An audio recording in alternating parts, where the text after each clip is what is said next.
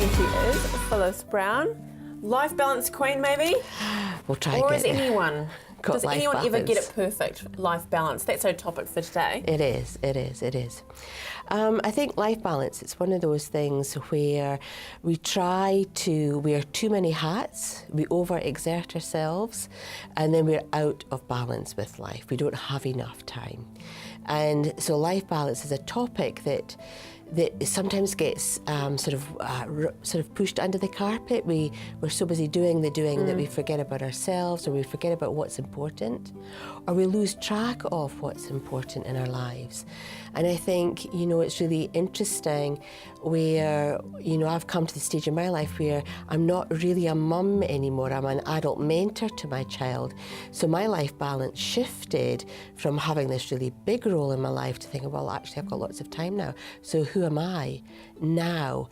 And we do forget that processes. We forget that we are individuals in this family unit, but we need to get the balance between the roles, the many hats that we all wear on a day-to-day basis, and, how can we get back some time? Okay, right.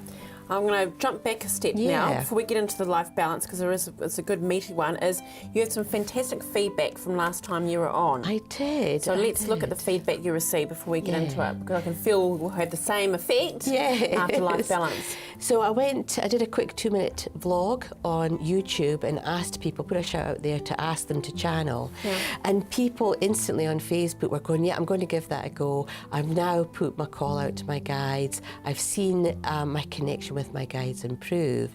And there was really simple tips in that 2-minute vlog that I put out there. And I think and they're quite excited now because people feel empowered. Yes. They feel empowered that they are in charge and that they can actually connect to their guides. It's a simple thing. It's a simple thing. It is. Yeah, so it was really cool from last week's show. So they're grabbing a bit of that life balance then, aren't they? They most certainly are. So acknowledging our life balance, what are the things we can simply do to try and maintain a bit of that life balance? And when you talk about life balance, you're meaning work and personal life? Yes, yep. Life balance to me is all of the roles that we have in our lives, and it's getting the balance in that so that we don't become work obsessed and we become that person. I used to have a manager who at 5 o'clock breakfast meetings, that was her norm, which to us wouldn't be our norm. That wouldn't be a normal way of living.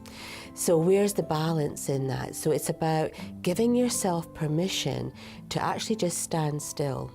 It's giving yourself permission to come home from work and not worry about the sink full of dishes or the washing that's still in the washing machine or, what am I going to have for tea? It's actually just coming home and saying, right, okay, let's just shut down the work mode. I know I've got to get into mum and cooking mode, or dad's getting into repairing the car or going to the emails, and just taking time out. We need to give ourselves permission that things can wait.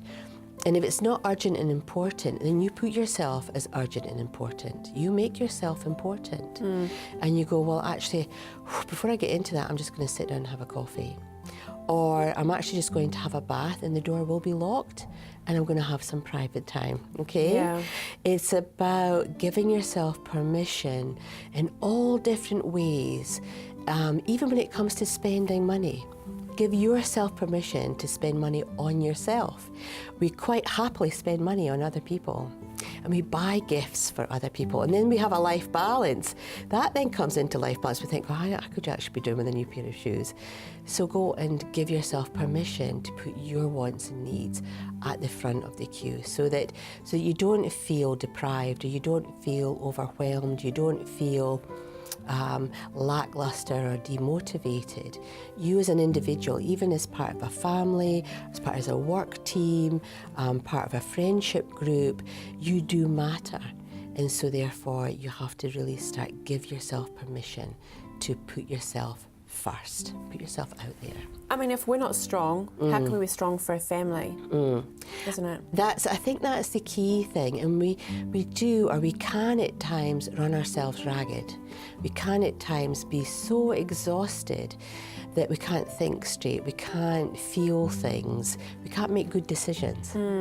And so in taking back time and allowing yourself to just to be who you need to be.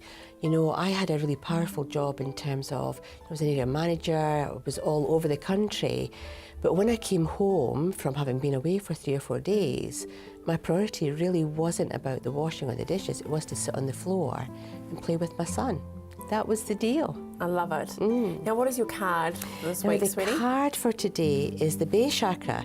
Set a new foundation for yourself and support yourself to make yourself liberated and free from the fears of not being good enough. Give yourself permission to be who you need to be. Repeat that last line, but not good enough, because I think it's a big, powerful one. So set yourself a new foundation in your life to liberate yourself from the fears of not being good enough. And just be who you need to be. I think a lot of women and men can recognise that, can't they? Good on you. Thank you so much, Phyllis. Bit of life balance. I'll bounce the rest of the show and then I'll go for the life balance. Good on you.